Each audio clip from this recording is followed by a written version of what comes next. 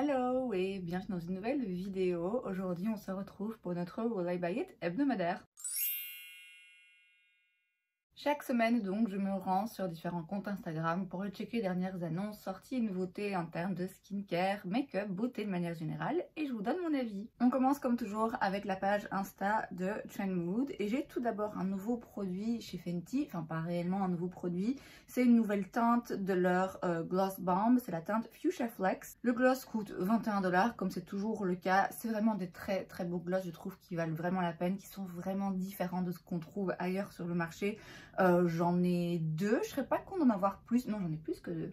Bref, je serais pas con d'en avoir plus, mais pas cette couleur-là particulièrement. Ensuite, chez Lancôme, on a une collection pour la Saint-Valentin. Est-ce qu'on l'a déjà vu? Je sais plus. C'est une édition limitée de leur rouge à lèvres, l'Absolu Rouge Drama Matte. C'est donc un packaging en édition limitée, ça coûte 35 $, le rouge à lèvres. Il y a une teinte qui est préexistante, mais c'est juste là, donc comme je dis, le packaging qui change. Et puis deux teintes qui sont nouvelles et qui sont du coup, oui, effectivement, en édition limitée. Donc si elles vous plaisent, c'est maintenant ou jamais. Bon, les teintes sont jolies, je vais pas dire qu'elles me plaisent pas, mais pas assez pour que je dépense 35 € dans un rouge à lèvres. Pour moi, c'est beaucoup trop. C'est des jolis produits, c'est des jolis packaging, c'est vraiment un petit objet de luxe, mais ça ne m'intéresse pas. Ensuite, chez Tarte, on a les nouvelles Maracuja Juicy Eye and Cheek Palettes. Alors, une petite parenthèse, Tarte, ils font tout le temps ça. Quand ils ont un produit qui marche, qui fonctionne et qui fait parler, qui fait un petit peu le buzz, ils vont réutiliser le nom et le placarder sur tout le reste de leurs produits. C'était le cas à l'époque avec le Shape Tape, donc l'anti-cerne Shape Tape qui pendant longtemps était un des plus vendus, des plus appréciés, de celui dont on parlait le plus. Ils ont sorti une quantité de produits avec le logo, le tampon Shape Tape. La plupart n'avaient rien à voir, hein. C'était juste parce que du coup ça donnait envie, ça rendait curieux. Ils ont là leurs produits pour les lèvres, le Maracuja Juicy, le Plum, enfin ils ont plusieurs versions, j'en ai un, c'est un très beau produit pour les lèvres qui fait beaucoup parler, qui a été beaucoup de fois imité depuis. Du coup ça y est, ils vont nous sortir toute une collection de make-up avec le encore tampon Maracuja Juicy. Bon écoutez, si ça leur plaît, grand bien leur face. Le packaging est très joli, le packaging extérieur c'est un très joli ciel comme ça, j'adore regarder les ciels quand il y a des nuages un petit peu rosés, colorés. Donc c'est un très joli packaging. Maintenant c'est le genre de palette que je n'aime pas du tout. Ça coûte donc 52 $ pour chaque palette. Vous avez à chaque fois 12 fards à paupières et 3 produits pour les joues, donc deux blushs et une teinte plutôt de bronzer contour. Alors déjà, première chose, les produits pour le teint sont des produits crémeux. Et là, comme ça, à première vue, mais je peux me tromper, mais à première vue, il n'y a pas de petits clapets qui protègent les produits teints qui sont des produits crème, ce qui peut vraiment poser problème. Ce genre de palette comme ça où vous avez des poudres et des crèmes, il faut vraiment séparer les deux. Il faut qu'il y ait quelque chose qui vient protéger les produits crémeux. D'une part parce que les produits crémeux ça sèche plus vite. Donc si vous laissez le truc, c'est forcément un petit peu plus ouvert, ça va sécher beaucoup plus vite si vous le protégez pas. Et d'autre part, ça protège aussi pendant l'utilisation. Donc si par exemple vous allez utiliser une poudre à côté, ben, ça évite qu'il y ait des petits morceaux de poudre qui aillent se mettre dans les produits crémeux et alors ça se mélange et ça fait c'est pas joli. C'est pas joli, c'est pas propre, c'est pas pratique. Natasha Denona, je sais, avait des palettes pour le teint notamment où vous avez des produits poudre et des produits crème, Patrita également, mais dans ce cas-là, effectivement, il y a un petit clapet qui vient protéger le produit crémeux pour éviter qu'il sèche et éviter que la poudre aille se mettre dans le produit crémeux. Or là, j'ai pas l'impression que ce soit le cas. Maintenant, peut-être que je vois pas bien, mais là, il me semble, et regardez vraiment le plus près possible la photo, il me semble pas que les deux soient séparés. Donc, ça va vraiment poser problème. Vos produits crémeux vont sécher plus vite, tout va se mélanger. Donc déjà, rien que pour ça, je trouve que dans la réalisation, c'est un 0 pointé. Après, dans l'idée, je sais que ça peut plaire, ça peut parler à beaucoup d'avoir une palette 2 en 1 parce que du coup pour voilà 52 $, vous avez de quoi faire déjà une bonne partie de votre make-up. Vous avez des fards à paupières et vous avez des produits pour les joues. Moi j'aime pas du tout ça. Déjà comme ça les palettes pour le teint qui mélangent plusieurs éléments du teint, je les trouve très jolies, mais je sais que je les utilise pas. Mais alors vraiment, une palette qui mélange les yeux, le teint, moi ça me... Je sais pas pourquoi, mais c'est vraiment quelque chose qui me rebute. Maintenant voilà, encore une fois, je comprends le côté pratique pour beaucoup de personnes. En plus là c'est des teintes, voilà, nude, jolies, faciles à porter comme ils font toujours. Mais voilà, même si théoriquement ça vous plaît, l'idée, je trouve que d'un point de vue pratique, si les crèmes sont pas protégées, c'est non. Ensuite, chez Guerlain, on a un nouveau produit, c'est une huile à lèvres, c'est la Kiss Kiss Bee Glow Oil. Ça coûte, il n'y a pas le prix, je vois pas le prix, bon, on l'imagine, pas donné. Il y a 6 teintes qui donnent globalement la même chose, hein. C'est des huiles à lèvres, donc ça va surtout venir nourrir, hydrater vos lèvres, leur donner un petit côté brillant sans coller. Ça donne aussi une légère teinte, mais on sait que c'est pas les trucs les plus pigmentés. On va pas vers une huile à lèvres si on veut vraiment une couleur bien distincte. Cela étant dit, les teintes sont jolies, hein, et on voit quand même effectivement une différence. C'est donc formulé avec 92% d'ingrédients d'origine naturelle. C'est une huile à lèvres. C'est une huile à lèvres. Je sais pas, même si là je vois pas le prix, je sais pas si c'est nécessaire d'acheter une huile à lèvres aussi chère. Cela étant dit, moi j'ai acheté celle de chez Clarins et je la trouve vraiment très bien. Or à mon avis, c'est plus ou moins dans les mêmes genres de prix, peut-être Clarins un petit peu moins cher. J'ai essayé ces derniers mois pas mal d'huile à lèvres et je dois bien avouer que il y a vraiment moyen de trouver des trucs beaucoup moins chers et qui font le taf. Maintenant voilà, pourquoi pas, encore une fois c'est un joli objet, c'est un joli petit produit, mais moi ça m'intéresse pas. Ensuite on a des nouveaux produits chez Winky Lux. Tout d'abord on a des blushs liquides, des bronzers liquides et une huile à lèvres. C'est le même genre de packaging un petit peu, ça me fait penser aux produits de chez Shiglam. Vous voyez avec le petit embout qu'on trempe comme ça. Ça coûte donc 18 $ pour l'huile à lèvres et 19 $ pour les blushs et le bronzer contour. Je sais même plus où ça se trouve cette marque. Aux États-Unis chez Ulta, ça je sais bien, mais sinon je sais pas si ça se trouve facilement par chez nous. C'est pas une marque qui me parle particulièrement, très franchement, j'avais limite oublié son existence. Et puis on a aussi chez Flower Beauty des nouveaux blushs liquides avec l'embout mousse, mais cette fois-ci plutôt qui ressemble à celui de chez Charlotte Tilbury entre autres, et là ça coûte 14,50 $. Flower Beauty, je sais qu'ils font des highlighters dans ce packaging qui apparemment sont vraiment très bien et sont assez similaires pour le coup à ceux chez Charlotte Tilbury. C'est une marque que j'aurais bien voulu tester, très franchement. Si j'avais vu certains de ces produits chez Ulta en magasin quand j'étais à New York, j'en aurais pris peut-être bien un ou deux, parce que je sais qu'ils font quand même quelques bons produits et que c'est des prix drugstore plus ou moins abordables. Maintenant de nouveau, c'est pas quelque chose qui se trouve particulièrement facilement de par chez nous et je peux pas dire non plus que j'en meurs d'envie, donc c'est pas grave, là je peux passer mon tour. Ensuite chez Florasis, on a une nouvelle collection, c'est la Nomadic Glam Collection. Alors il y a un petit peu tout, il y a des produits poudre pour 52 $, un fond de teint cushion pour 46 $, des blushs crémeux pour 30 $, rouge à lèvres liquide pour 30 $, et on a aussi une palette pour 55 $. Florasis, c'est cette marque qui fait toujours des packagings très beaux, très élaborés. Moi perso, ça me parle pas trop. Je vais me focaliser ici plutôt sur la palette pour vous expliquer ce que je veux dire. Alors certes c'est très joli, il y a plein de petites gravures de dessins dans les fards à paupières, c'est très bien travaillé, très bien détaillé, c'est un très bel objet. Moi ça ne m'intéresse pas, d'une part parce que oui c'est très joli, mais du coup je vous cache pas que je serais un petit peu, ça me ferait un petit peu mal au cœur d'aller abîmer ça et d'aller tremper mon pinceau dans le fard à paupières. D'autre part, vous le savez peut-être, moi les palettes dans lesquelles les fards ont des tailles différentes et sont disposés comme ça de manière différente, franchement je suis pas fan. Là en l'occurrence, encore une fois c'est un très bel objet, mais c'est pas ça qui m'intéresse en premier lieu pour moi dans une palette de fard à paupières. Ici c'est quand même 55 $ pour cette teinte. Je sais que je paye beaucoup plus le packaging que le produit et moi ça m'intéresse pas. Alors certes il y a un produit qui m'intéresse et que j'ai envie d'acheter, le fait que le packaging soit joli, soit élégant d'après mes goûts, ça aide c'est sûr. Il y a aussi parfois des packagings qui attirent le regard et c'est sûr que quand on voit ça, tiens on a envie de regarder. Mais moi ça attire ma curiosité, ça me donne pas du tout envie d'acheter. Et je vous dis, s'il y a un produit que j'ai envie de prendre et où en plus le packaging je le trouve joli, oui c'est un plus, mais c'est vraiment pas une priorité. J'ai des palettes où le packaging est vraiment pas ouf, je m'en fiche tant que ça fonctionne et tant que ça me plaît, c'est le principal. Là pour moi c'est inutile, enfin inutile.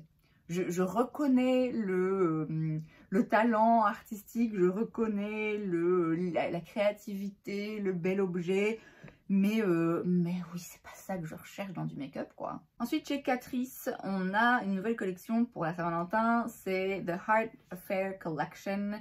On a donc des... ah ok, pas mal. On a des blush stamps. C'est des petits blushs un petit peu liquides. Et en fait, c'est des petits tampons en forme de cœur. Et vous le mettez comme ça, vous tapotez sur votre joue. Et puis après, vous l'estompez ou vous laissez le cœur si vous préférez. Kaja avait des produits comme ça à une époque. Je pense que ça existe toujours. Je pense que c'était pas mal. Hein. Donc là, bon allez, c'est fun. Le fait que ce soit une forme de cœur, on s'en fout un peu. Mais bon... Catrice, c'est quand même toujours très bon marché, donc ça peut être marrant. Ensuite, on a un highlighter, des rouges à lèvres liquides mat et des vernis. Ces 3 derniers produits sont forcément dans des teintes rouges et roses Saint-Valentin. L'highlighter, je serais curieuse éventuellement de voir à quoi il ressemble. Le produit lèvres, les vernis n'ont pas particulièrement ces couleurs. Le petit blush là, oui, allez, pourquoi pas, vu que le prix sera sûrement très abordable, ça peut être fun. Est-ce que j'en ai besoin? Non. Est-ce que si je le vois, je le prendrai? Probablement. Ensuite, chez Dior, on a des nouveaux produits. On a tout d'abord le Dior Forever Glow Maximizer Highlighter. C'est donc un highlighter liquide. Ça existe en 6 teintes et ça peut s'utiliser de plusieurs façons. Hein. Ça peut s'utiliser comme highlighter, effectivement. Ça peut aussi se mettre sur les paupières. Je suis pas trop convaincue par les teintes. Très franchement, ça m'inspire pas particulièrement. Et puis, on a le Dior Forever Glow Star Filter. Là, ça existe en 10 teintes et c'est le Hollywood Flawless Filter de chez Charlotte Tilbury. En gros, je veux dire, même le nom Glow Star Filter, même le nom de ces produits qui imitent ce fameux produit de chez Charlotte Tilbury s'inspire même du nom. Donc, c'est un illuminateur qui peut s'utiliser de plein de façons différentes, soit en base lumineuse, soit sur certains points du visage en highlighter un petit peu liquide. On peut aussi le mélanger à certains fonds de teint pour y ramener un petit peu de luminosité. Je sais pas si c'est Charlotte Tilbury la première à avoir fait ça, mais en tout cas c'est ce produit-là que beaucoup d'autres marques ont après imité et ont sorti leur version. L'intérêt pour moi d'avoir une imitation, un dupe ou un produit similaire à celui de Charlotte Tilbury, c'est d'avoir plus ou moins la même chose pour une fraction du prix. Or là, j'ai pas le prix, mais ce sera sûrement même encore plus cher que Charlotte Tilbury. Donc pour moi, l'intérêt ici est inexistant. Ensuite, chez Laneige, on a une nouvelle teinte, non, un nouveau goût de leur Lip Slipping Mask. C'est le goût Cotton Candy, autrement dit, barbe à papa, ça coûte 25 $. C'est en plus la version Swirl, vous voyez, vous avez 2 couleurs comme ça qui se mélangent. C'est un masque de nuit, hein, c'est pas du tout un produit coloré finalement, quand vous le mettez sur vos lèvres, il reste pas vraiment de couleur. C'est un produit que beaucoup de gens adorent, c'est un produit que je déteste, que j'ai eu, que j'ai essayé et qui ne m'allait pas du tout. Il m'a abîmé les lèvres en fait, il a fait l'inverse de ce qu'il était censé faire.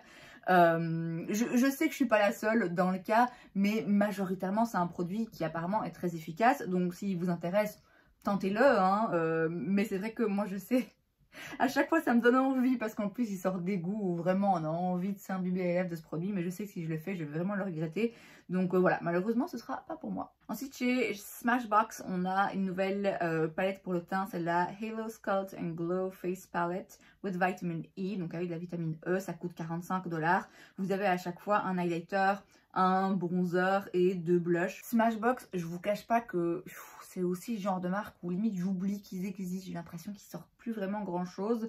Après ça peut être une chose très positive, hein, parce que les marques qui toutes les semaines sortent de nouveaux produits, je peux pas dire que j'en raffole non plus, mais c'est vrai que là il me semble que ça fait un moment qu'ils n'ont pas sorti quelque chose, et surtout quelque chose qui a fait parler. Peut-être que je me trompe. Donc là en l'occurrence les palettes comme ça pour le teint, je viens de le dire il y a quelques minutes, moi c'est pas le genre de produit qui me parle particulièrement, parce que je sais que j'ai pas forcément envie d'utiliser l'highlighter qui est dans la palette le même jour où j'ai envie d'utiliser un des blushs ou le bronzer.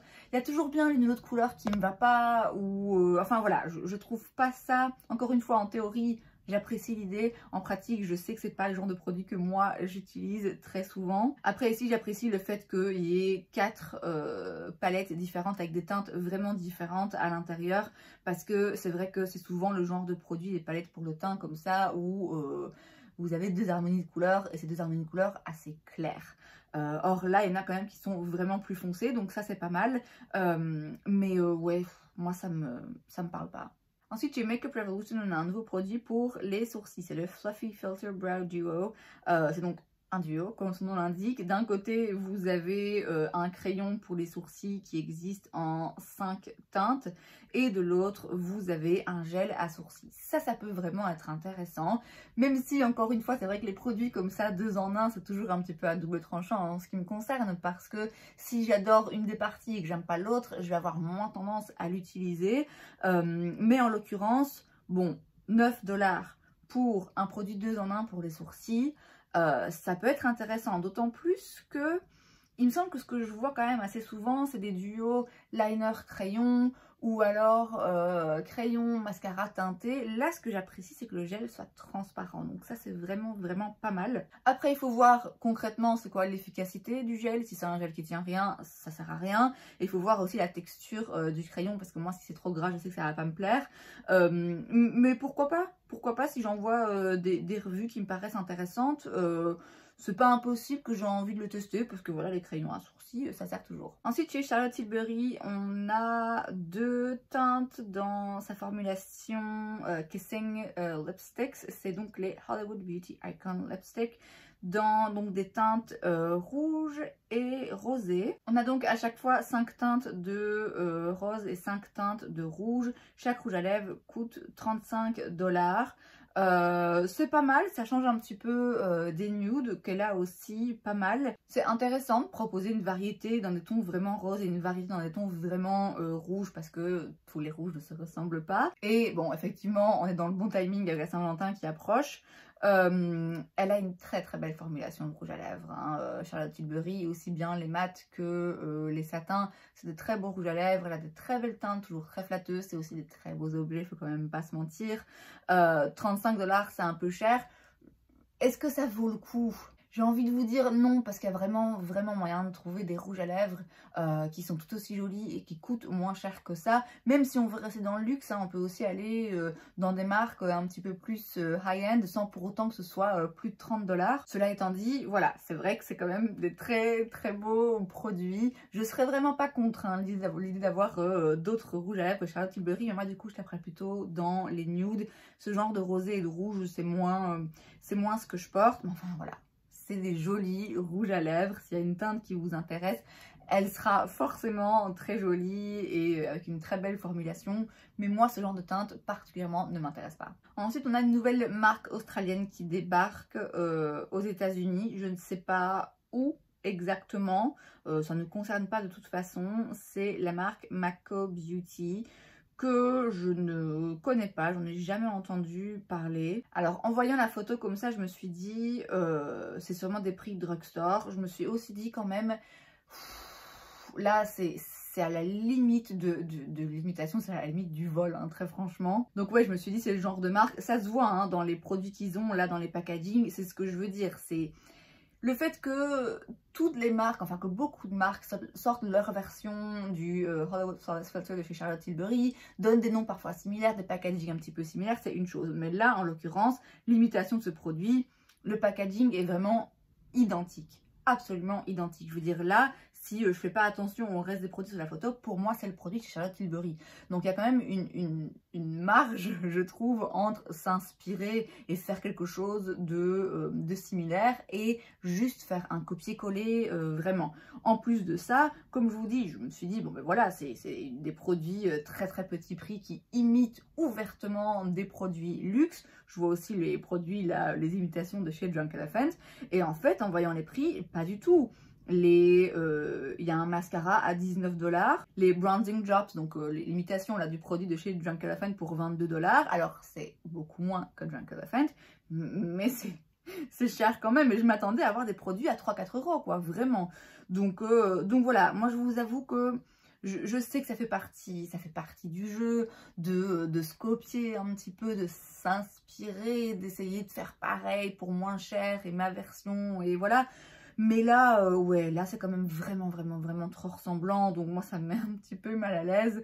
Et puis en plus, c'est cher, et bref, de toute façon c'est pas disponible ici, donc ça ne nous concerne pas vraiment. mais moi du coup ça me donne pas du tout envie de m'intéresser à la marque. Ensuite chez Colourpop, on a une collection pour la Saint-Valentin. Est-ce qu'on l'a déjà vu? Non. Il me semble pas.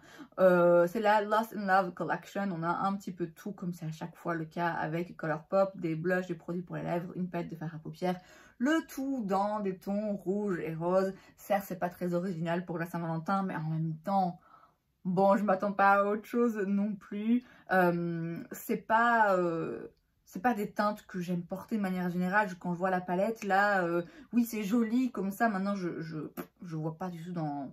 Non, je ne me vois pas la porter, ça m'intéresse pas particulièrement. Ensuite, chez Sol de Janeiro, on a une nouvelle, j'allais dire une nouvelle teinte, une nouvelle senteur de leur spray, de leur brume parfumée. C'est la Carioca Crush. Est-ce que c'est pour la Saint-Valentin? J'en sais rien. Il n'y a pas beaucoup d'infos, je vois pas le prix, mais j'imagine que c'est le même que d'habitude. Ils ont des produits Sol de Janeiro qui sentent vraiment très bons. La Bum Bum Cream, c'est... meilleure crème au monde, elles sont tellement bon. Maintenant, ouais, les brumes parfumées comme ça, moi ça me parle moins. Ensuite chez Elf, on a un nouveau produit, c'est le Cloud Lip Plumping Pen. Ça coûte 8 $. Vous avez 8 teintes si je vois bien, dont une transparente. C'est leur version du Maracuja Juicy Lip Plump, je pense, de chez Tarte. En tout cas, ça ressemble au même genre de produit. C'est un petit truc qu'on clique comme ça. 8 $, c'est beaucoup moins cher que celui de chez Tarte et que d'autres du même genre qui sont sortis ces derniers mois. Je suis pas contre de le tester. Je suis pas non plus... j'ai pas hâte particulièrement non plus, quoi. Je vais pas me jeter dessus. C'est intéressant si on a envie de tester ce genre de produit, de pouvoir le faire à un prix beaucoup plus abordable. Moi, j'ai celui de chez Tarte et ça me va bien pour le moment. Ensuite, chez Tatcha, on a un nouveau produit, c'est The Matcha Cleanse Daily Clarifying Gel Cleanser. C'est donc un nettoyant pour le visage au matcha qui coûte 40 $. C'est vraiment pas donné la marque Tatcha, mais je sais qu'ils font des très beaux produits. J'ai failli m'en prendre un ou deux quand j'étais aux États-Unis, à New York, dans les Sephora, mais ouais, c'est vraiment pas donné. Après voilà, je sais qu'ils font vraiment des très beaux produits. Je trouve ça dommage que ce soit pas disponible plus facilement par chez nous. Parce que du coup, si le prix vous arrête pas et que vous avez envie de le tester quand même, bah voilà, sachez qu'il y aura des frais de douane et de port, etc. derrière. Donc ouais, c'est dommage que ce soit pas plus facilement accessible. Après, clairement, si je voulais un produit de chez Tatcha, c'est pas un nettoyant visage que je prendrais. C'est plutôt un masque ou un sérum ou une crème pour le visage, donc des très belles crèmes hydratantes. Bon, enfin voilà, si ça vous intéresse, il y a un nouveau nettoyant pour le visage, mais faut mettre le prix et il faut à mon avis avoir la patience qu'il arrive. Ensuite chez Caudalie, on a un nouveau produit en Europe, disponible en Europe, c'est le Vinyl Crush Skin Tint. C'est donc un produit teinté pour la peau. Je vais pas rester très longtemps dessus parce que d'une part les teintes, je veux dire, c'est complètement insultant. Non seulement il n'y en a que 5, et en plus non, c'est pas joli, non, je comprends pas. Je comprends pas ces teintes. C'est un produit, si je vois bien, un petit peu comme la CC Cream de chez Herborian, où quand le produit sort, en fait, il est un petit peu gris et il y a à l'intérieur des petites billes de pigments qui apparaissent quand on frotte le produit, en fait. Non, moi, c'est pas le genre de produit qui m'intéresse. La marque m'intéresse pas particulièrement. Puis ouais, les teintes, là, c'est pas possible. Ensuite, chez Glamlight, on a une collection en collaboration avec Betty Boop. Je vois pas, il n'y a pas encore le détail, le listing de tous les produits. Bon, apparemment, il y a un rouge à lèvres, il y a un miroir, mais il n'y a pas beaucoup d'infos ni sur les prix, ni sur vraiment les produits disponibles. Donc, affaire à suivre. Chez Makeup Revolution, de nouveau, on a un nouveau produit, c'est le Skin Loving Serum Foundation. Ça s'appelle donc Skin Silk.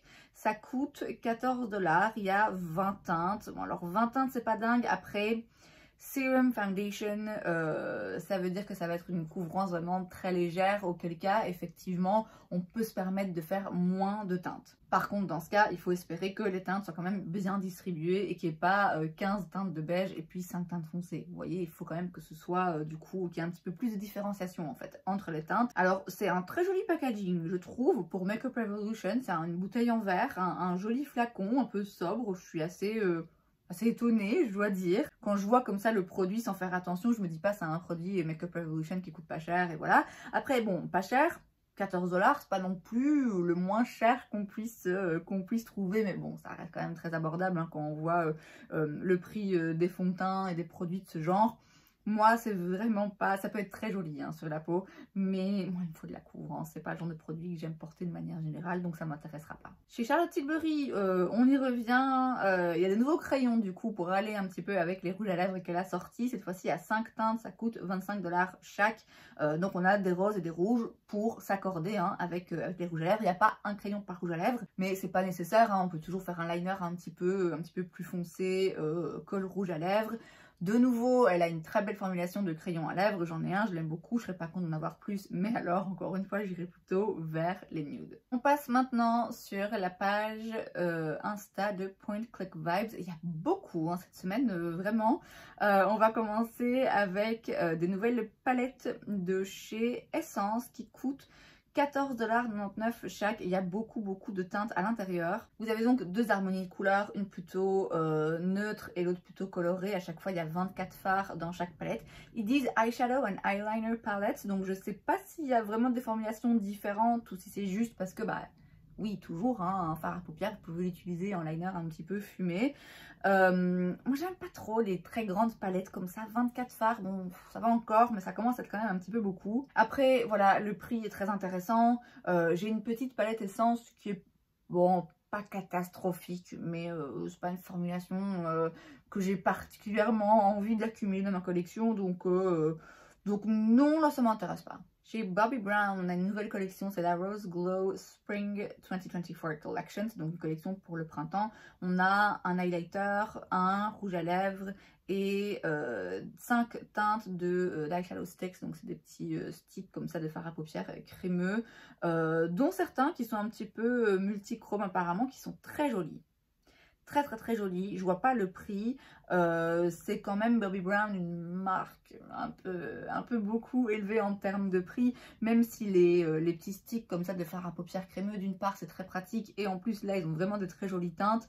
Je sais que je vais pas avoir envie de mettre le prix pour ce genre de produit parce que c'est pratique, mais c'est pas le genre de produit que moi j'utilise hyper souvent non plus, et je sais qu'il y a vraiment moyen de trouver des très jolis produits pour les yeux qui coûtent beaucoup moins cher, même si encore une fois j'ai pas le prix, je le devine et c'est trop cher pour moi. Chez Sol de Janeiro encore on a une nouvelle baume parfumée encore une fois, cette fois-ci c'est la Cheirosa 59, ça coûte $38 pour le full size, 24 pour le mini. Encore une fois hein, toujours des très belles senteurs. Moi les brumes parfumées, ça me parle un petit peu moins, voilà, ça m'intéresse moins. Je suis toujours curieuse un petit peu de les sentir, mais pas de les acheter. On a un nouveau produit chez Summer Fridays, mais il me semble qu'on en avait déjà entendu parler. Mais là, c'est maintenant disponible. C'est la Dream Lip Oil, ça coûte $26. Vous avez 4 teintes. J'ai un baume à lèvres de chez Summer Fridays qui me suit partout où je vais. J'adore ce baume à lèvres. Je vais le vider, hein, à mon avis, dans pas très longtemps. Je suis vachement curieuse pour l'huile à lèvres, même si, voilà, j'en ai déjà et je sais qu'il n'y a pas besoin de mettre $26 pour une huile à lèvres. La marque est disponible sur Cult Beauty, je ne sais pas si ce produit il sera. Très curieuse. Je vais devoir un petit peu me retenir parce que je sais que j'en ai pas besoin, mais ouais, j'en ai envie quand même. Ensuite, chez Kaja, on a un nouveau produit, c'est le Wing Dazzle Eyeshadow and Glitter Multi Stick. Ça coûte $22. Vous avez 6 couleurs différentes. Et en fait, c'est un petit duo où d'un côté, vous avez un fard à paupières, mais sur un petit embout mousse comme ça. Et de l'autre côté, vous avez un stick, comme j'ai dit, un stick du coup un petit peu crémeux.